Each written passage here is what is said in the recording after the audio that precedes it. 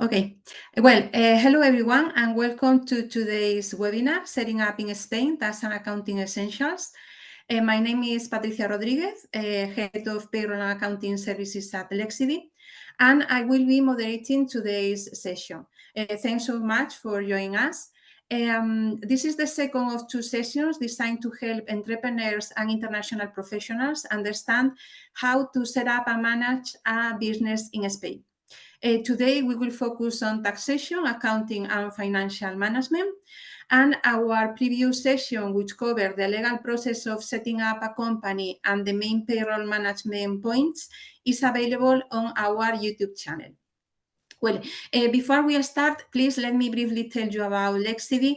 Lexidy is an international law firm that helps companies, professionals, and investors with their national and cross-border operations.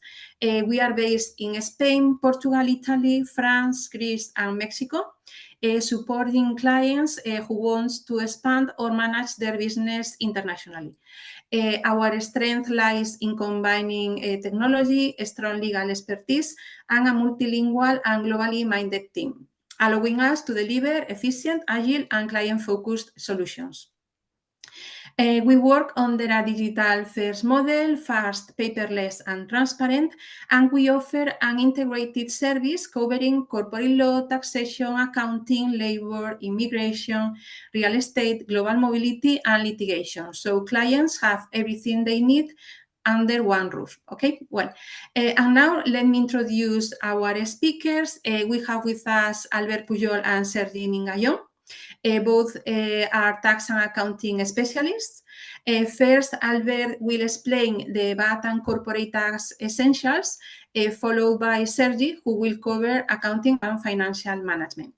You can send your questions in the chat anytime, and we will cover them at the end during the 20 minutes Q&A session, okay? Well, Albert, please go ahead when you are ready. Well, thank you, Patricia. Good evening, everyone, or good morning, depending on where you are. And first of all, and most important, we will start with the objective of this presentation. And our main purpose is basically to provide a clear overview of the main tax obligations for foreign founded companies operating in Spain. Also, to equip founders with tools to comply with accounting and mercantile obligations. And finally, to share financial management practices to maintain compliance and ensure business health. In that order, and first and most important is to know the overview of the Spanish tax system in Spain. And we can start separating by which public administration will be taxing our company in Spain. Spain tax system operates on three levels: state, regional, and local.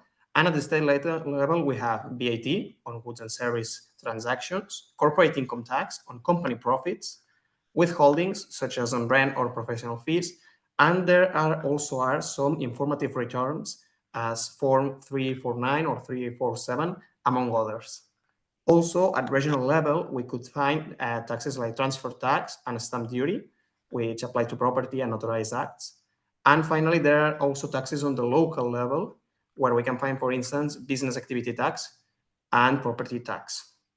And some important point on these taxes to be submitted is that in Spain, it's compulsory or it's practically necessary for all transactions with the authorities to submit all taxes using a digital certificate. So we have three different levels we have three different levels of administrations in Spain. Each one of them could tax our company on different things, not on the same thing.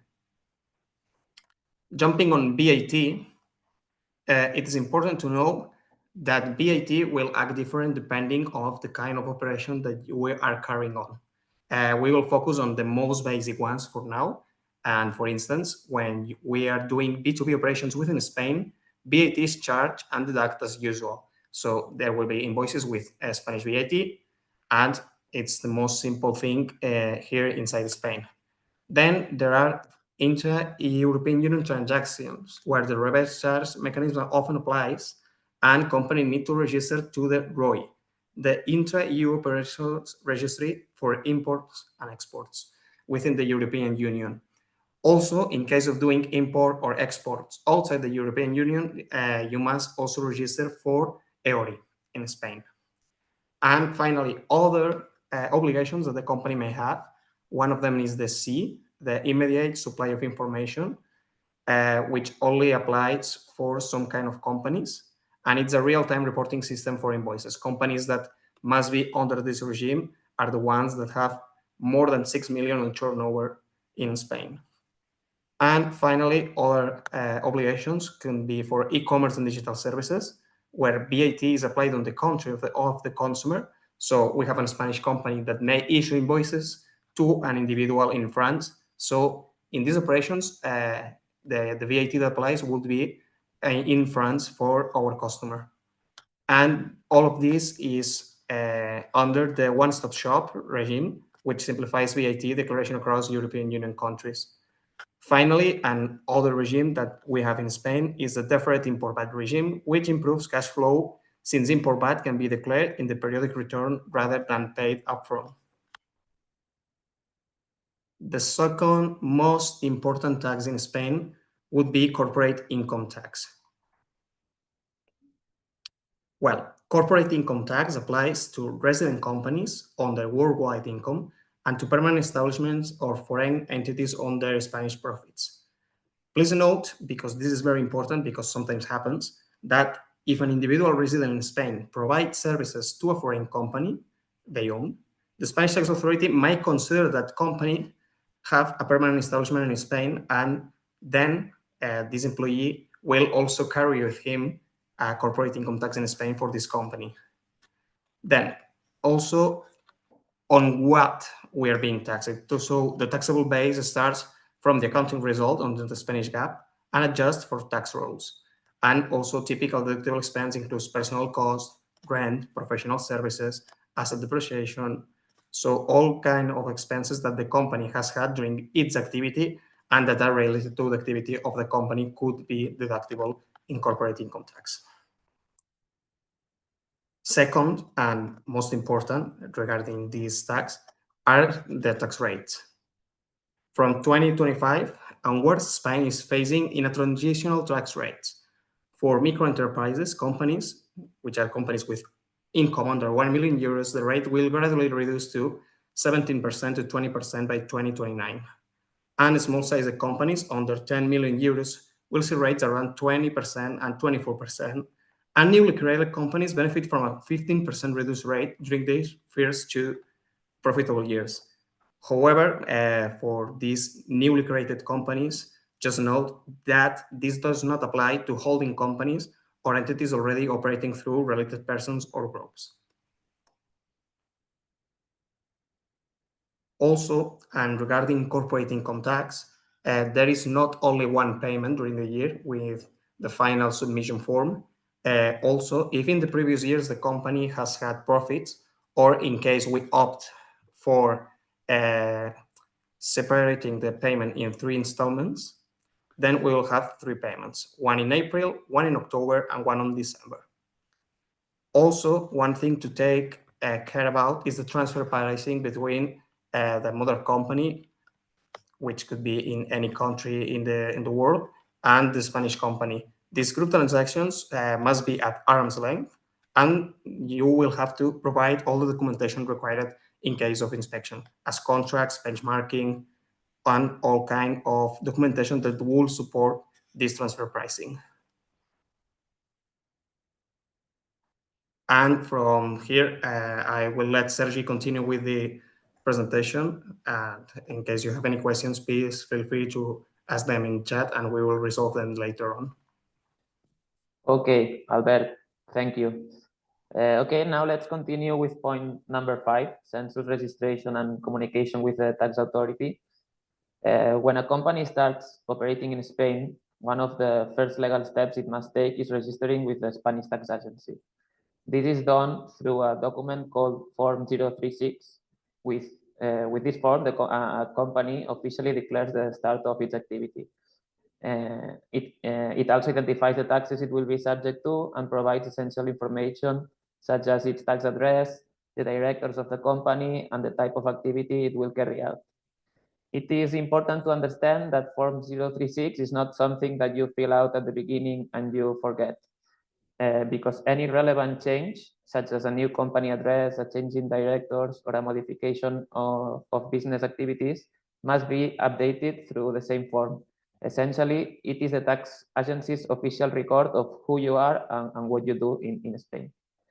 Another key aspect is that all communication with the Spanish tax agency is fully electronic. This is compulsory for all the companies. So to interact with the tax agency, the companies need a digital certificate which serves as the official signature for filing taxes and also to communicate with the tax agency. All notifications from the tax agency or any other public organization arrive through an electronic mailbox called the WHO. Once they post a notification, then you receive an email, or you need to check it continually, so you are able to check what they are communicating to you. And this part is crucial because even if a notification is not open, the countdown for deadlines begins as soon as it is delivered. So monitoring this mailbox regularly is essential to avoid penalties or missing deadlines. Okay, now that we have covered the registration and communication, let's move on to ongoing obligations companies that they face when operating. This brings us to point number 6, accounting obligations. All companies operating in Spain must follow national accounting standards known as the Spanish GAAP or Plan General Contable. Most startups and smaller companies fall under the simplified version called Plan General Contable for small and medium companies, which makes some valuation and reporting rules more simple. Regardless of their size, every company must prepare annual accounts at the end of each financial year. These annual accounts include generally a balance sheet, a profit and loss statement, and notes explaining the numbers and operations that the company did during that year. Depending on the company size, it may also have to include a cash flow statement and a statement of changes in equity. In addition to preparing these reports, companies must submit their accounting books. These books include the daily ledger and the inventory and annual accounts book. These books must be filled each year with the commercial registry. Another important development that companies will face in Spain is Verifactu. Verifactu is a new certified invoicing system that will be compulsory for all companies starting on January 2026. It is designed to increase transparency. It will connect the company's invoicing software directly with the Spanish tax agency, ensuring that invoices cannot be modified later and that companies' accounting records match its invoicing history. Finally, companies may also be subject to a mandatory audit. This happens if for 2 consecutive years a company exceeds at least 2 of these 3 following limits: total assets of more than 2.85 million euros, annual turnover of more than 5.7 million euros, or more than 50 employees. Okay, so these are in general the accounting obligations. Now let's look at the corporate or mercantile obligations that companies must meet each year. This is point number 7, Albert, mercantile obligations. Companies in Spain have several formal requirements each year beyond accounting and taxation. The first one is preparation of annual accounts. The company's directors must prepare these annual accounts within the first 3 months after the end of the financial year. Once the accounts are prepared, they must be presented to the general shareholders meeting. This meeting must take place within the first 6 months of each year and is where shareholders approve the accounts. And they also decide how the result will be applied, and they discuss the overall situation of the business. After the shareholders approve the accounts, the company must file them with the commercial registry. This must be done within 1 month of approval. So usually when the companies close the financial year on the 31st of December, they usually have to present the annual accounts on July of the next year. Filling the annual account is essential because failure to do so can result in fines and even the temporary closure of the company's registry page, which blocks many legal processes and operations. And next, the companies must also at least hold one ordinary shareholders meeting every year. And for major decisions such as appointing new directors or changing the existing ones, modifying bylaws or increasing capital, companies have to celebrate extraordinary meetings. And finally, companies are required to legalize their accounting books each year. And this legalization process gives the books an official validity and ensures their authenticity in case they are requested during an inspection. Okay, so with the legal obligations covered, let's turn to the financial side of running a company in Spain. This is point number 8, financial management essentials, which is one of the most important areas in the long-term success of any company. Here, the main message is clear. Compliance is necessary, but effective financial management is just as important. One of the biggest mistakes companies make is focusing only on profitability, only looking at the profit and loss statement. But in reality, the cash flow is what keeps the business alive.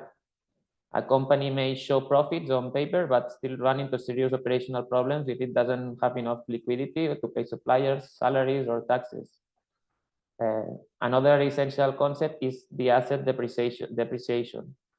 Depreciation allows companies to spread the cost of acquiring an asset, such as an equipment, over its useful life. Understanding the difference between accounting depreciation and tax depreciation helps companies to plan investments better and optimize their tax burden. Companies should also pay close attention to set of financial indicators. These indicators include liquidity indicators. How easily can the company meet short-term obligations? So good indicators to answer this question include working capital and the acid test ratio. How effectively does the company generate returns? For that, we look at measures like return on assets, return on equity, and the net margin. We also have indebtedness and leverage ratios, and these indicators show us the level of financial risk that the company is taking on. And we also have the efficiency indicators. These help us understand how well the company is using its assets to generate sales, including inventory turnover and asset turnover. So in summary, by monitoring this metric regularly, companies gain a comprehensive view of their financial health, which helps them to make informed decisions and plan for the future. Okay, and now it's time to wrap everything up. Let's go through the key conclusions. In summary, operating a company in Spain involves meeting a wide range of tax, accounting, and legal obligations. Complying with VAT, corporate income tax, withholding taxes, and different informative returns is essential to avoid penalties and maintain a good relationship with the tax authorities. On the accounting side, keeping accurate records is not only a legal requirement, it is also a valuable management tool.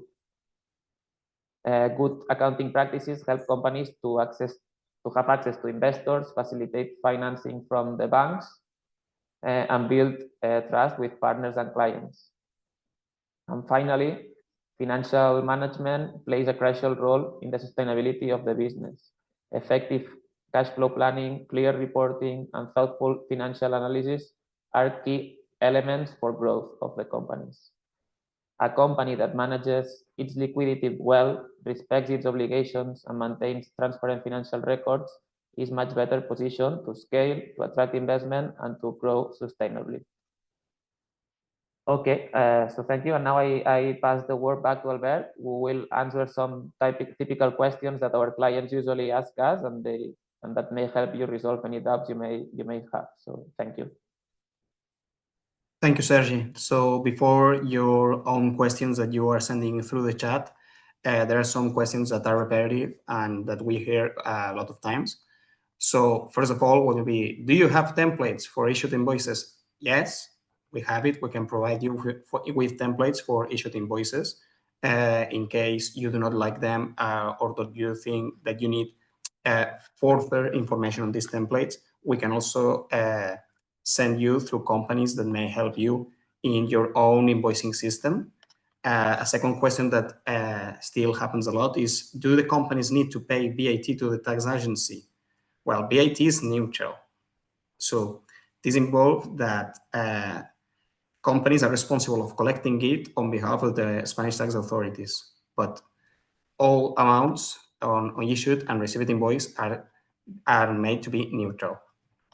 Also, some of the most repetitive questions: are the accounting book and annual accounts the same thing?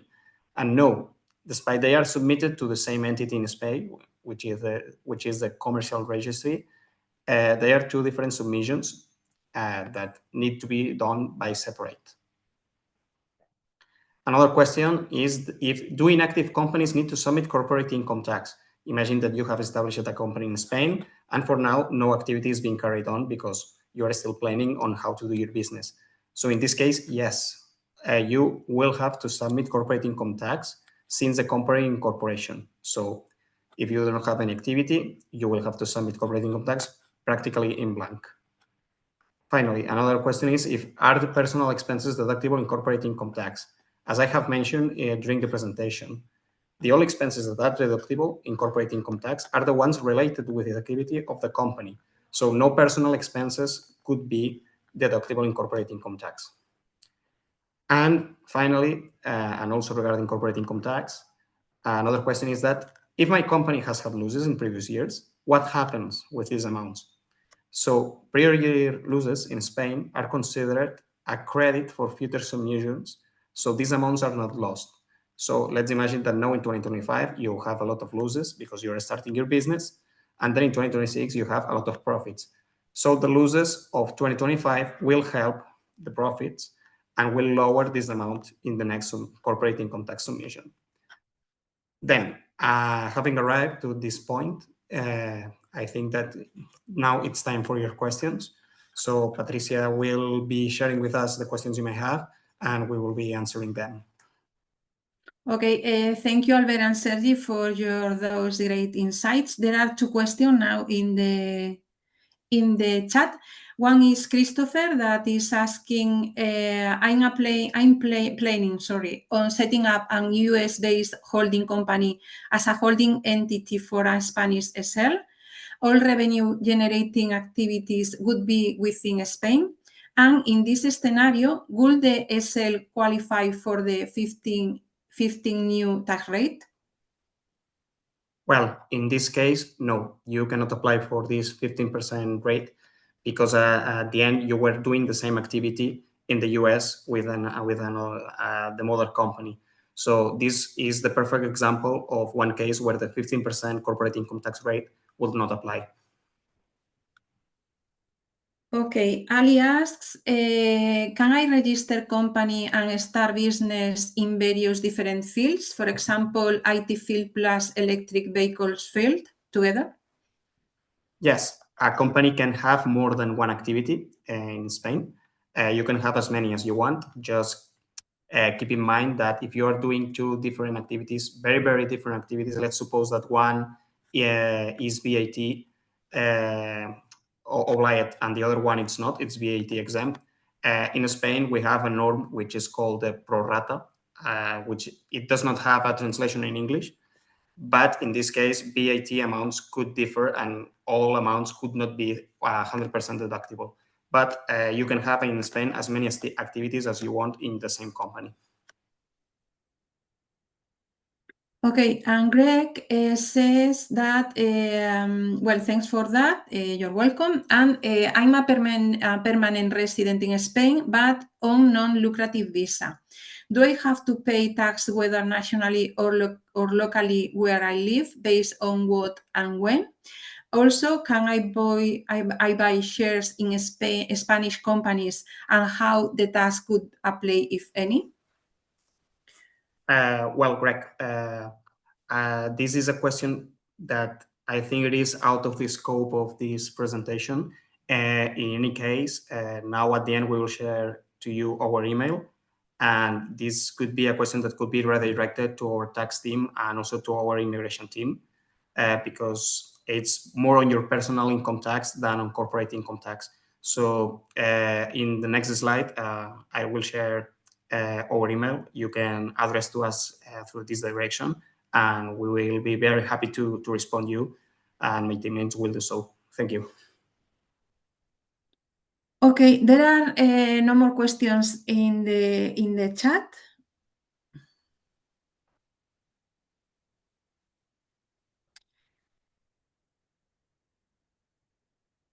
Yes, one more. Dana, how do we handle VAT invoicing requirements under Spanish law, especially with the new Verifactu? How do we handle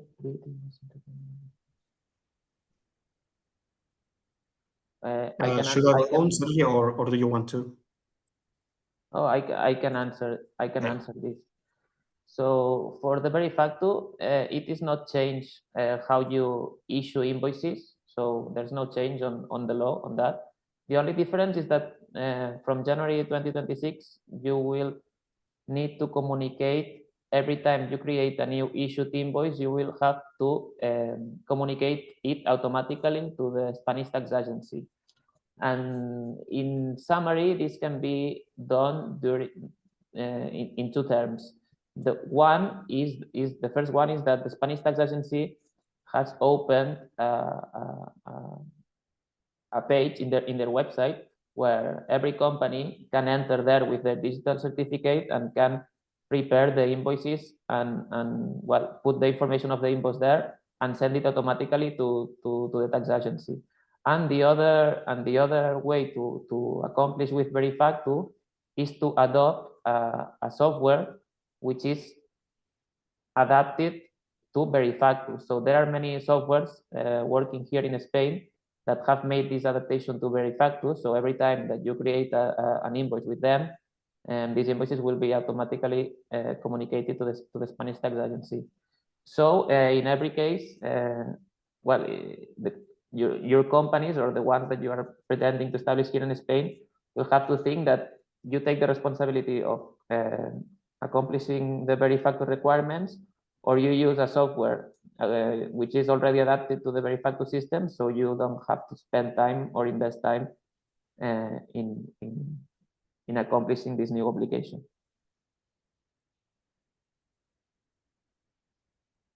Okay, and another one, Ali is asking, what about autonomous tax system on digital nomad visa?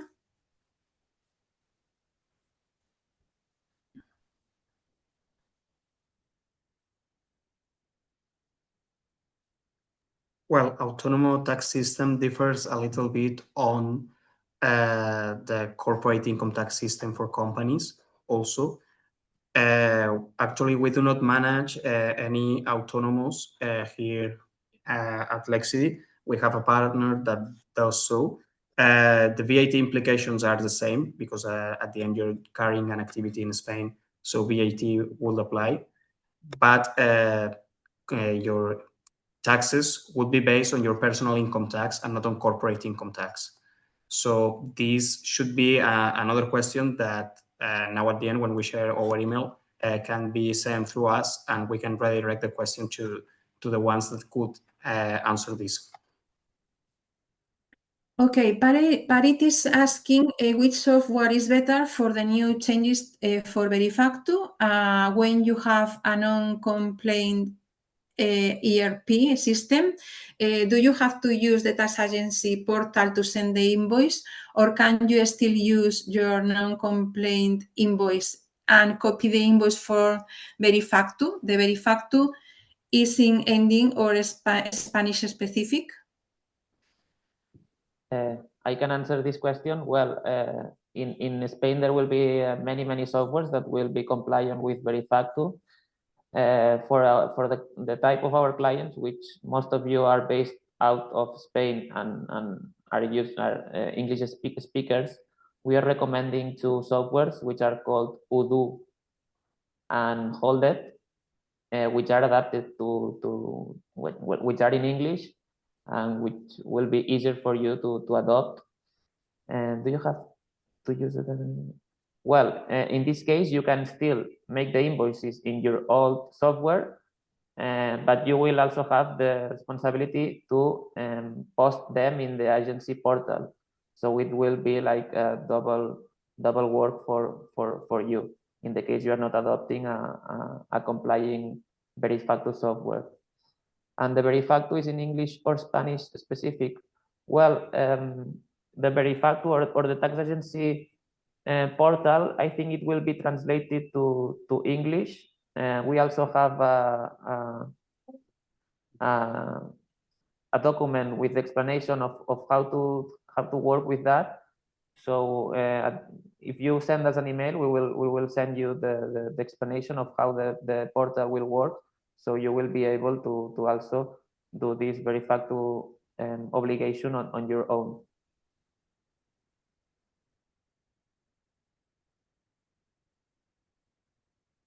Okay, thank you. There are no more questions in the chat. We have time now if you want to add any more or not. In any case, I'm sharing our department email. Feel free to ask there so other questions that can come to your mind after this presentation. Also, the questions that have not been answered because they are implying other departments to act. Feel free to send them through this email, and of course, we will redirect you to our teammates from other departments that will be very happy to help you. Yes, regarding this, as a thank you for attending this webinar, you will receive a link to book a free 15 minutes meeting call with our team. So you can tell us about your project and get some personal advice. And you will also get an email with the recording of today's webinar. And well, if there are no more questions, only say thank you all for joining and for your questions. I hope this session has given you a clear understanding of the tax and accounting obligations for companies in Spain, and we hope to see you again soon.